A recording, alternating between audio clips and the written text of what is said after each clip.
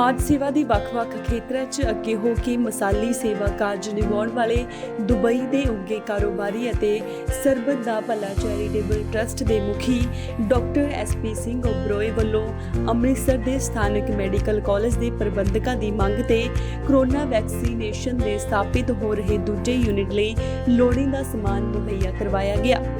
इस दौरान बोलदे डॉक्टर SP ਸਿੰਘ ਓਬਰੋਏ ने कहा कि उन्होंने पूरी कोशिश होंदी है कि जब भी किसी थां तो मैडिकल नाल संबंधित किसी समान आदि की डिमांड आती है तो उसनूं तुरंत पूरा किया जाए।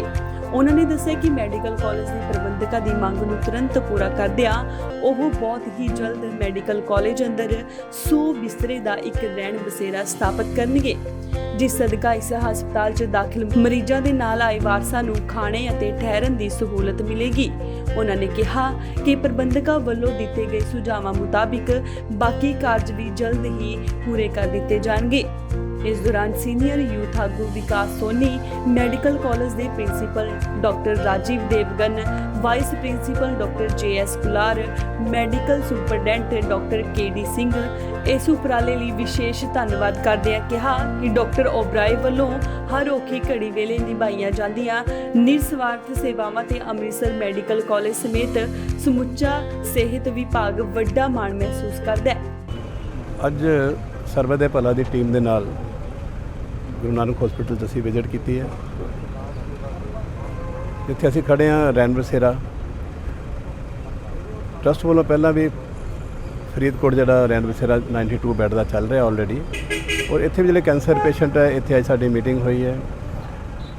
ਕਾਸ ਦੀ ਨਾਲ ਖੜੇ ਹੈ ਪ੍ਰਿੰਸੀਪਲ ਸਾਹਿਬ ਨੇ, ਤੇ ਇਸ ਰੈਨ ਬਸੇਰਾ ਨੂੰ ਦੁਬਾਰਾ ਜਿਹੜਾ ਅਸੀਂ ਮੁੜ ਕੇ ਚਲਾਉਣ ਦੀ ਜਿਹੜੀ ਕੋਸ਼ਿਸ਼ ਕੀਤੀ ਗਈ ਹੈ, ਤੇ ਟਰਸਟ ਵੱਲੋਂ ਅਸੀਂ ਇਹ ਜ਼ਿੰਮੇਵਾਰੀ ਲਈ ਹੈ ਕਿ ਅਗਰ ਇਹ ਜਿਹੜੀ ਬਿਲਡਿੰਗ ਇਹਨੂੰ ਅਸੀਂ ਹੁਣ ਮੇਨਟੇਨ ਕਰਕੇ ਪੂਰਾ ਇਹਦੀ ਜੋ ਵੀ ਰੈਨੋਵੇਸ਼ਨ ਕਰਨੀ ਹੈ ਉਹ ਕਰਨ ਤੋਂ ਬਾਅਦ ਅਸੀਂ ਬਹੁਤ ਜਲਦੀ ਹੀ ਇਹਨੂੰ ਸਟਾਰਟ ਕਰ ਦਾਂਗੇ, ਜਿੱਥੇ ਬੜੇ ਘੱਟ ਰੇਟ ਜਿਹੜੇ ਆ ਉਹ ਪੇਸ਼ੈਂਟ ਕੋਲ ਲੈ ਜਾਣਗੇ। ਜਿਸ ਤਰ੍ਹਾਂ ਕਿ ਅਸੀਂ ਫਰੀਦਕੋਟ ਕਰ ਰਹੇ ਹਾਂ, ਉੱਥੇ ਪੇਸ਼ੈਂਟ ਕੋਲੋਂ ਸਿਰਫ 1000 ਰੁਪਇਆ ਜਿਹੜਾ ਮਹੀਨੇ ਦਾ ਲਿਆ ਜਾਂਦਾ ਪੇਸ਼ੈਂਟ ਤੋਂ, ਉਹਦੇ ਇੱਕ ਅਟੈਂਡੈਂਟ ਤੋਂ, ਅਤੇ ਪੂਰੇ ਮਹੀਨੇ ਦਾ ਅਸੀਂ ਉਹਨਾਂ ਨੂੰ ਬ੍ਰੇਕਫਾਸਟ ਲੰਚ ਡਿਨਰ ਜਿਹੜਾ ਨਾਲ ਦਿੰਦੇ ਹਾਂ, ਔਰ ਬਿਸਤਰ ਉਹਨਾਂ ਨੂੰ ਧੋਤੇ ਧੁਲਾਈ ਮਿਲਦੇ ਨੇ ਸਾਰੇ। ਉੱਥੇ ਕੂਲਰ ਦੀ ਫੈਸਿਲਿਟੀ ਹੈ, ਗਰਮ ਪਾਣੀ ਦੀ ਫੈਸਿਲਿਟੀ ਹੈ, ਸੋ ਸਾਰਾ ਇੱਕ ਘਰ ਵਰਗਾ ਮਾਹੌਲ ਦਿੱਤਾ ਹੈ।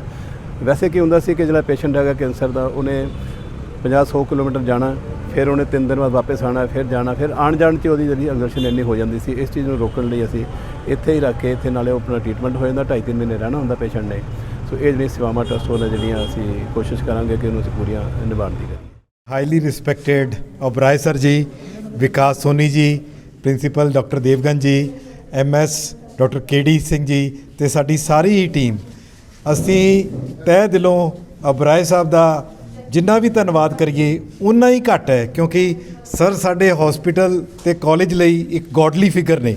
ਜਦੋਂ ਵੀ ਇਹ ਆਉਂਦੇ ਨੇ ਸਾਡੇ ਗਰੀਬ ਲੋਕਾਂ ਲਈ ਇੱਕ ਦੇਵਤੇ ਦਾ ਰੂਪ ਲੈ ਕੇ ਆਉਂਦੇ ਨੇ, ਅਤੇ ਉਹਨਾਂ ਲਈ ਹਰ ਪੋਸੀਬਲ ਫੈਸਿਲਿਟੀ ਦੇਣ ਨੂੰ 24 ਘੰਟੇ ਤਿਆਰ ਰਹਿੰਦੇ ਨੇ। ਲਾਸਟ ਟਾਈਮ ਆਏ ਸਰ ਨੇ ਡਾਇਲਿਸਿਸ ਕਿਟਸ ਫੋਰਐਵਰਸ ਸਾਡੇ ਗਰੀਬ ਪੇਸ਼ੈਂਟਸ ਲਈ ਦਿੱਤੀਆਂ। ਅੱਜ ਸਰ ਆਏ ਨੇ ਸਾਡੇ ਕੋਵਿਡ ਪੇਸ਼ੈਂਟਸ ਲਈ ਜੋ ਰਿਕੁਆਇਰਮੈਂਟ ਸੀ ਉਹ ਦੇਤੀਆਂ। ਅਤੇ ਹੁਣ ਅਸੀਂ ਜਸਟ ਇੱਕ ਰਿਕੁਐਸਟ ਕੀਤੀ ਕਿ ਸਾਡੀ ਥੋੜ੍ਹੀ ਜਿਹੀ ਧਰਮਸ਼ਾਲਾ ਦੀ ਪ੍ਰੋਬਲਮ ਹੈ, ਸਰ ਨੇ ਉਹ ਵੀ ਇਮੀਡੀਏਟਲੀ ਐਗਰੀ ਕਰਤੀ, ਔਰ ਉਹ ਵੀ ਬੜੀ ਸ਼ਾਰਟਲੀ ਹੋ ਜਾਏਗੀ। ਔਰ ਇਸ ਤੋਂ ਇਲਾਵਾ ਓਬਰਾਏ ਸਰ ਨੇ ਸਾਨੂੰ ਕਿਹਾ ਹੈ ਕਿ ਤੁਹਾਨੂੰ ਮੈਡੀਸਿਨਸ ਅਤੇ ਲੈਬੋਰਟਰੀਜ਼ ਦੀ ਜੋ ਵੀ ਪ੍ਰੋਬਲਮ ਆ ਰਹੀ ਹੈ ਉਹ ਸਾਰੀ ਵਰਕਆਊਟ ਕਰਕੇ ਮੈਨੂੰ ਦੱਸੋ ਅਤੇ ਮੈਂ ਕਰ ਦਿਆਂਗਾ। So on behalf of principal we have no words ਕਿ ਸਰ ਸਾਡੇ ਇੰਸਟੀਟਿਊਸ਼ਨ ਲਈ ਇੱਕ ਦੇਵਤੇ ਦੇ ਰੂਪ ਵਿੱਚ ਆਏ ਨੇ, ਐਂਡ ਅਸੀਂ ਸਾਰੇ ਇਹਨਾਂ ਦਾ ਧੰਨਵਾਦ ਕਰਦੇ ਹਾਂ। ਸੋਨੀ ਸਾਹਿਬ ਦੀ ਨਜ਼ਰ ਰਾਈ ਵਿੱਚ ਸਾਡਾ ਹਸਪੀਟਲ ਅੱਜ ਮੈਂ ਦਾਅਵੇ ਨਾਲ ਕਹਿ ਸਕਦਾ ਹਾਂ ਕਿ ਗਰੀਬ ਲੋਕਾਂ ਦੀ ਸੇਵਾ ਬਹੁਤ ਤਨ ਮਨ ਧਨ ਨਾਲ ਕਰ ਰਿਹਾ ਹੈ, ਅਤੇ ਆਉਣ ਵਾਲੇ ਸਮੇਂ ਦੇ ਵਿੱਚ ਵੀ ਅਸੀਂ ਹੋਰ ਬੁਲੰਦੀਆਂ ਨੂੰ ਸ਼ੁਭ ਕਰਾਂਗੇ।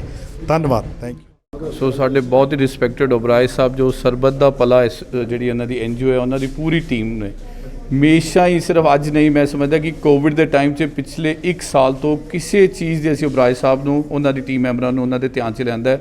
ਉਹਨਾਂ ਨੇ ਦਿਨ ਰਾਤ ਮਿਹਨਤ ਕਰਕੇ ਇਸ ਹਸਪੀਟਲ ਵਾਸਤੇ, ਲੋਕਾਂ ਦੀ ਸੇਵਾ ਵਾਸਤੇ, ਪੂਰੇ ਪੰਜਾਬ ਵਾਸਤੇ ਬਹੁਤ ਵੱਡਾ ਉਪਰਾਲਾ ਕੀਤਾ। ਮੈਂ ਓਬਰਾਏ ਸਾਹਿਬ ਦਾ, ਉਹਨਾਂ ਦੀ ਸਮੁੱਚੀ ਟੀਮ ਦਾ ਧੰਨਵਾਦ ਕਰਦਾ। ਅੱਜ ਵੀ ਉਹਨਾਂ ਨੇ ਕਾਫੀ ਫਰਨੀਚਰ, ਕੰਪਿਊਟਰ, ਪ੍ਰਿੰਟਰਸ, ਹੋਰ ਕਾਫੀ ਸਮਾਨ ਉਹਨਾਂ ਨੇ ਅੱਜ ਵੀ ਡੋਨੇਟ ਕੀਤਾ ਹੈ। ਕੋਵਿਡ ਦੇ ਟਾਈਮ 'ਚ ਜਿੱਥੇ ਜ਼ਰੂਰਤ, ਜਿਸ ਚੀਜ਼ ਦੀ ਜ਼ਰੂਰਤ ਪਈ ਹੈ, ਚਾਹੇ ਉਹ ਮੈਡੀਸਨਸ ਦੀ ਪਈ ਹੈ, ਚਾਹੇ ਉਹ ਕੋਈ ਡਾਇਲਿਸਿਸ ਮਸ਼ੀਨ ਦੀ ਪਈ ਹੈ, ਵੈਂਟੀਲੇਟਰ ਦੀ ਪਈ ਹੈ, ਕਦੀ ਵੀ ਉਹਨਾਂ ਨੇ ਕਿਸੇ ਚੀਜ਼ ਤੋਂ ਨਾ ਨਹੀਂ ਕੀਤੀ। ਸੋ ਹਮੇਸ਼ਾ ਹੀ ਉਹਨਾਂ ਦਾ ਮੈਂ ਸਮਝਦਾ ਸਹਿਯੋਗ ਰਿਹਾ, ਔਰ ਮੈਂ ਸੋਨੀ ਸਾਹਿਬ ਵੱਲੋਂ ਔਰ ਸਾਰੀ ਟੀਮ ਵੱਲੋਂ ਉਹਨਾਂ ਦਾ ਇੱਕ ਵਾਰ ਫਿਰ ਅੱਜ ਥੈਂਕਸ ਵੀ ਕਰਦੇ ਹਾਂ ਕਿ ਉਹਨਾਂ ਨੇ ਬਹੁਤ ਵੱਡਾ ਉਪਰਾਲਾ ਕਰਕੇ ਗਰੀਬ ਲੋਕਾਂ ਦੀ ਮਦਦ ਹਮੇਸ਼ਾ ਹੀ ਅੱਗੇ ਵੱਧ ਕੇ ਕਰਦੇ ਨੇ ਔਰ ਪ੍ਰਮਾਤਮਾ ਅੱਗੇ ਅਰਦਾਸ ਵੀ ਕਰਦੇ ਹਾਂ ਕਿ ਇਸੇ ਤਰੀਕੇ ਨਾਲ ਇਹ ਲੋਕਾਂ ਦੀ ਸੇਵਾ ਕਰਦੇ ਰਹਿਣ, ਗਰੀਬਾਂ ਦੀ ਸੇਵਾ ਕਰਦੇ ਰਹਿਣ। ਤਾਂ ਅੰਮ੍ਰਿਤਸਰ ਤੋਂ ਹਰਜੀਤ ਗਰੇਵਾਲ, ਇੰਡੋਸ ਟੀਵੀ, ਆਸਟ੍ਰੇਲੀਆ।